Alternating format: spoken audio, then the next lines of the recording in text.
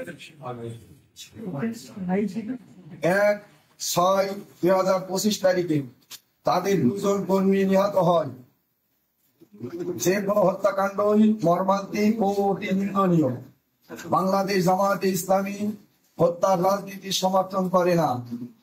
উক্ত গ্রামের 2 ভাই মোহাম্মদ ইউনুস আলী বিশ্বাস ও মোহাম্মদ আলী বিশ্বাসের হত্যাকাণ্ডে আমরা তীব্র নিন্দা ও প্রতিবাদ জানাচ্ছি।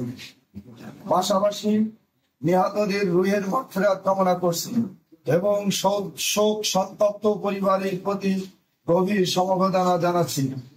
এছাড়া তদন্তপূর্বক এ হত্যাকাণ্ডে জড়িতদের আইনের আওতায় এনে কঠোর শাস্তি নিশ্চিত করতে প্রশাসনের প্রতি জোর দাবি জানাচ্ছি।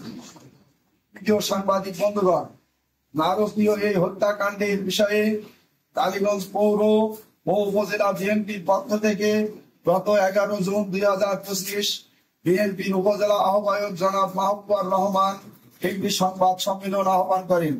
সেখানে লিখিত বক্তব্য পাঠ করেন টালিগঞ্জ উপজেলা বিএনপির যুগ্ম আহ্বায়ক জনাব ইলিয়াস ফরমান মিঠু। লিখিত বক্তব্যে ও সাংবাদিক বন্ধুদের প্রশ্নের জবাবে তিনি কয়েকবার নিহত ইউনুস আলী বিশ্বাসকে সন্ত্রাসী ও জামাতের কর্মী বলে দাবি করেছেন। আমরা দায়িত্ব নিয়ে বলছি, ইউনুস আলী কখনো জামাতের কর্মী ছিলেন না।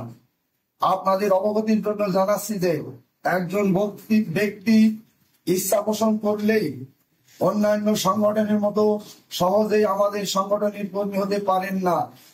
জামাতের কর্মী হওয়ার জন্য নির্দিষ্ট সিলেবাস ও সুনির্দিষ্ট কর্ম প্রক্রিয়ার মধ্য দিয়ে উত্তীর্ণ হওয়া সাপেক্ষে তাকে কর্মী হিসেবে ঘোষণা দেওয়া হয়। কোন চাঁদাবাজ, সন্ত্রাসী কিংবা চরমপন্থীদের সাথে যোগাযোগ আছে এমন ব্যক্তি জামাত ইসলামীর কর্মী হওয়ার ন্যূনতম কোনো সুযোগ নেই।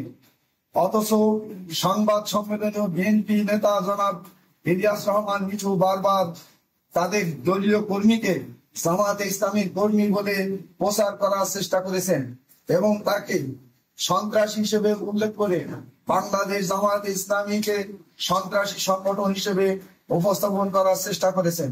আমরা এর তীব্র নিন্দা ও প্রতিবাদ জানাচ্ছি।